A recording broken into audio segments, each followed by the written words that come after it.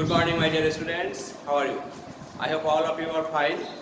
This is Rajiv Kumar Dash, Assistant Professor of English, Bagherhat Government Mohila College, Bagherhat. Under the supervision of our Honorable Principal Sir and Vice Principal Madam, we have been regularly taking online classes.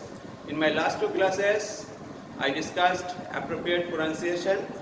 Today, I am going to share with you my class on changing sentences. So you know, in changing sentences, we have to at first know about the sentences. How many sentences are there in English and how they are structured. So at first, let us know how many types of sentences are there. There are basically 5 types of sentences in English, and they are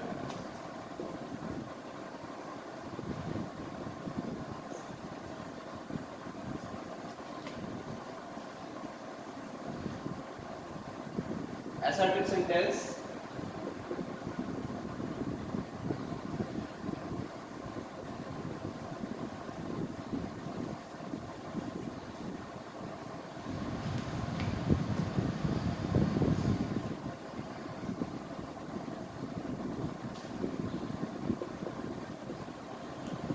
interrogative sentence,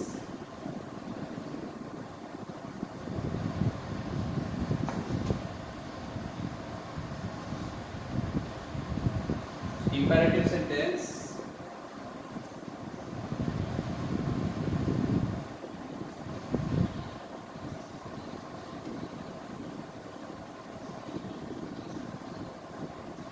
optative sentence, and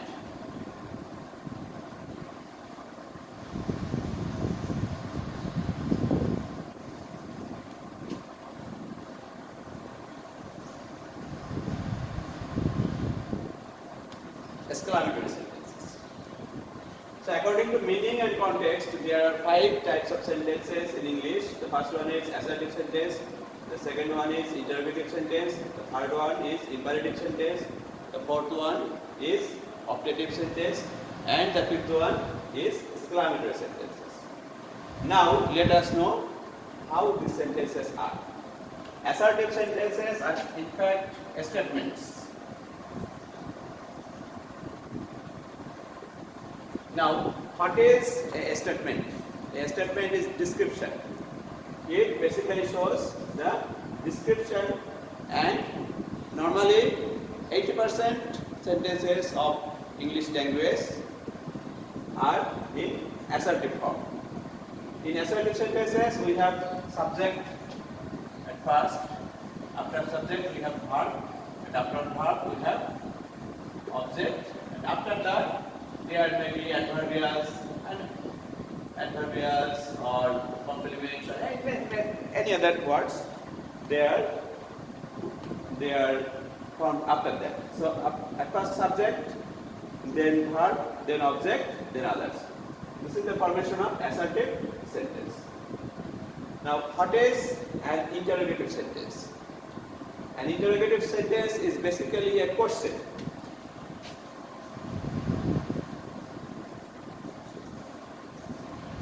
When we ask something directly, that is an interrogative sentence. There are WH questions and there are normal interrogative sentences. In WH questions, we start with a WH. After that, there is auxiliary verb. Then we use subject. So this is an important rule. Auxiliary verb is used before subject in an interrogative sentence. At first, WH, then auxiliary verb, then subject, then verb, main verb, and then object. And then if there is any other word. This is interrogative sentence. And there may be interrogative sentences without any WH. In that cases, we use auxiliary verb at first, after that subject, after that verb, after that object, and others.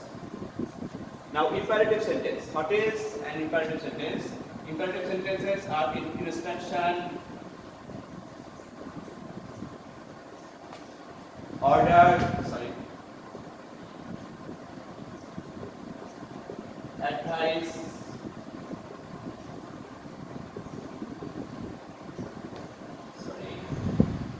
advice, then command,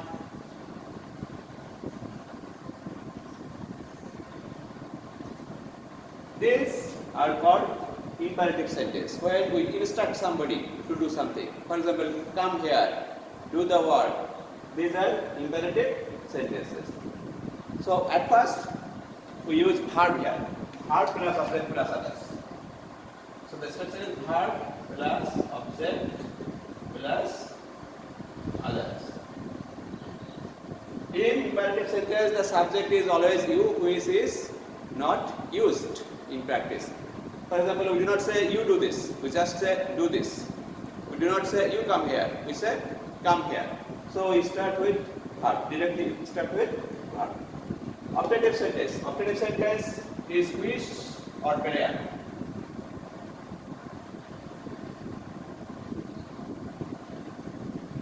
And it starts naturally with may. Most of the time it starts with may. There is a modal may. For example, may you live long. So at first we use may, the modal, then subject, then verb, then object or others.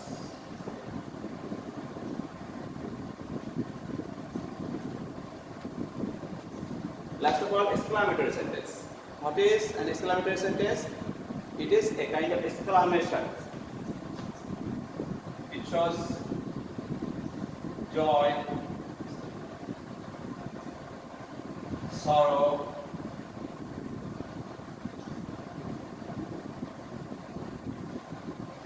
wonder, etc. There are basically two types of exclamatory sentences. The first one starts with an interjection, and after that the formation is like assertive sentence. For example, hooray, we have won the match. We have won the match. The structure is like assertive sentence. Before that there is an interjection, hooray. This is one kind of exclamatory sentence, and there is another kind of exclamatory sentence for which there is a structure. In that case, we use how plus adjective plus subject plus verb plus object plus others. For example, how beautiful the flower is. How beautiful the flower is. Or how wonderfully he played the match. We may use also adverb here. We use both adjective and or adverb after how. How beautifully he did the job. This is one type of structure. There is another type of structure, hot egg or hot and.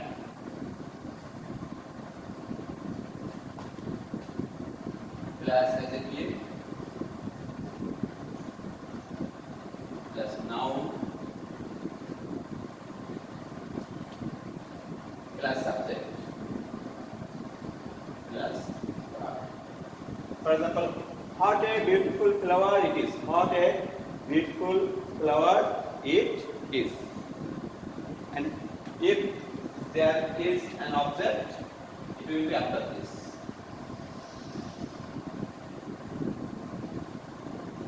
Normally we use the object here, so we don't need another object here. How beautifully he played the match. Then what a wonderful innings was played by him. What a wonderful innings. What a wonderful innings was played by him. So this is another style. So these are the basic 5 types of sentences according to context and meaning. There are another 3 types of sentences according to structure and form. I am coming to that as well.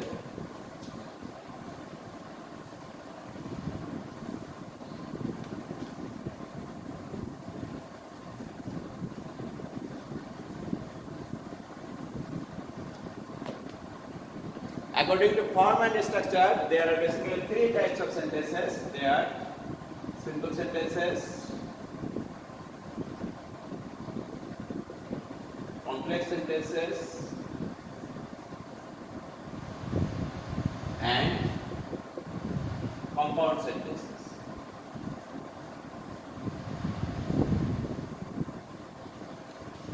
Now, what are they? Simple sentence means one clause, just one clause. Clause means one subject plus one finite verb. There will be one subject and one finite verb, not more than that. One subject and one finite verb make a simple sentence. One subject and one finite verb makes a clause, and one clause means a simple sentence. In a simple sentence there is only one clause, and in a simple sentence there is only one subject, and more importantly there is only one finite verb. There may be non-finite verbs. For example,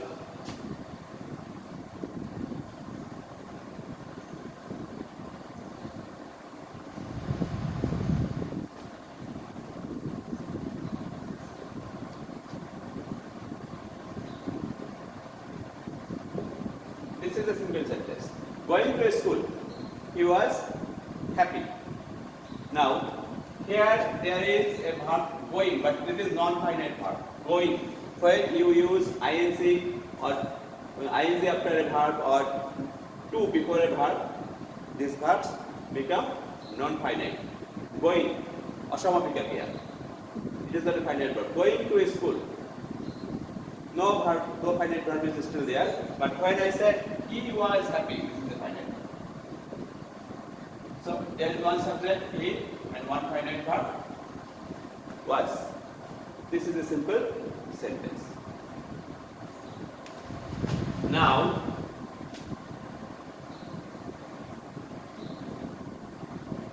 if I write like this,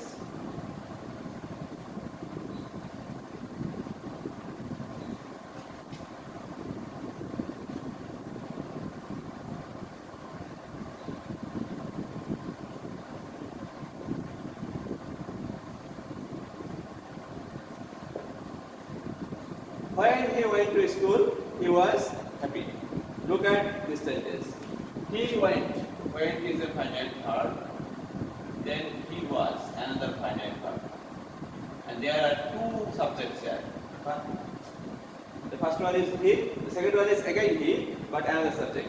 Two subjects, two finite verbs. When we use more than one subject and more than one finite verb, we call it complex sentence. And here there are two clauses. He was happy. This is the principal clause.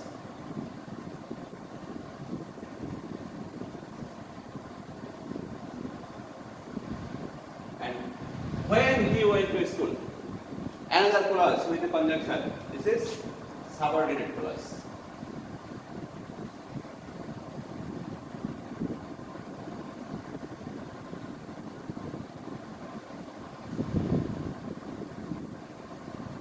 Or dependent clause. This is the independent clause.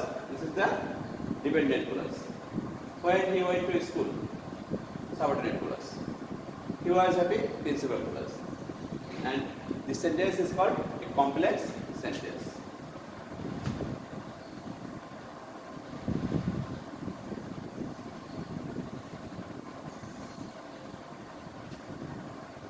Now, if I write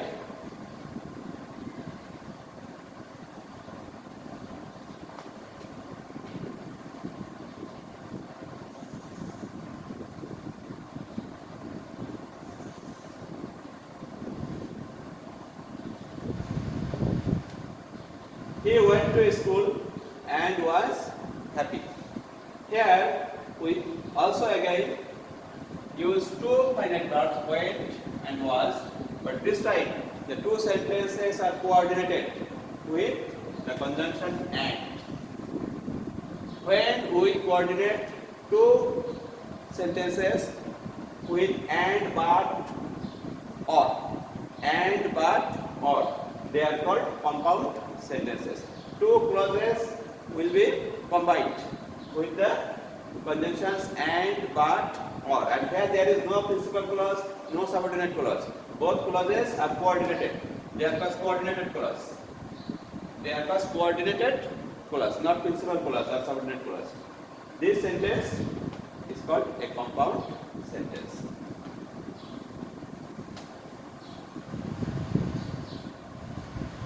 Besides these sentence types, you will also have transformation of voice from active voice to passive voice, and then degree. There are 3 degrees. There are 2 voices, active and passive.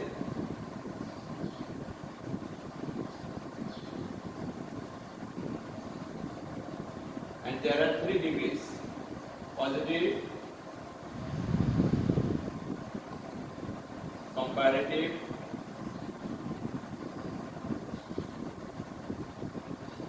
and superlative.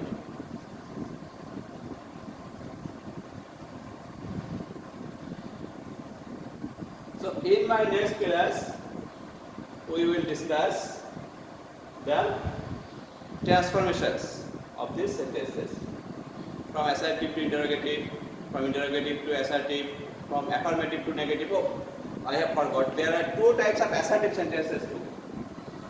Assertive sentence has 2 types. I should have mentioned this before. Assertive sentence.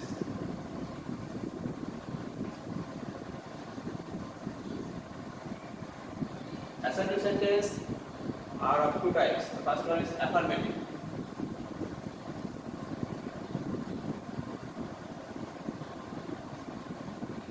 The second one is negative.